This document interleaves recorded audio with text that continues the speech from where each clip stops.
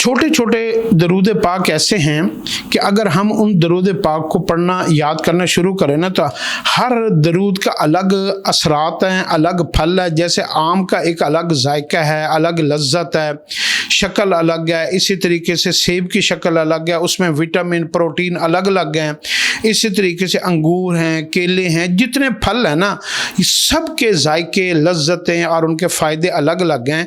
ऐसे जितने भी दरूद पाक है ना सारे दरूद ठीक हैं और सारे दरूदों के अलग अलग असरात हैं, अलग अलग जायके हैं, अलग अलग उसके फ़ायदे हैं। अगर आप चाहते हैं कि आप सारे फलों का फ़ायदा उठाएं, सारे फल खाएं, कभी कोई फल खाएं, कभी कोई फल खाएं, आपको सारे प्रोटीन चाहिए, सारे विटामिन चाहिए, सारी हर किस्म के आयरन चाहिए, रूहानी आयरन, ये रूहानी में चीज़ें बातें, तो आप क्या करें कि आप सारे दरूदों को पढ़ना शुरू कर दें। तो दरूद पाक को याद करने का सबसे आसान तरीन नुस्खा ये है कि आप छोटे से दरूद से शुरू करें और हर दरूद को 70 मरतबा रोज़ाना एक दफ़ा पढ़ दें। उससे क्या होगा, 70 मरतबा पढ़ा हुआ दरूद पाक आपका कबूल भी हो जाएगा और आपको वो दरूद पाक याद भी हो जाएगा।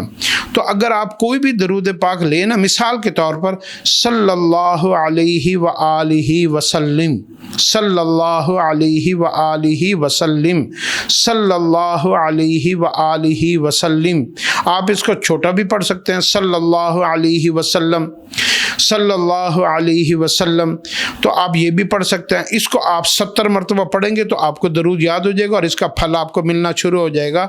और जब भी आपके सामने आप सल्लल्लाहु अलैहि वसल्लम का नाम लिया जाए तो आप एक मरतबा इसको ज़रूर पढ़ दिया करें, सल्लल्लाहु अलैहि वसल्लम, तो आपको क्या होगा, आप दरूद पढ़ने वालों में शामिल हो जाएंगे। तो छोटे दरूद से दरूदों को याद करना शुरू करें।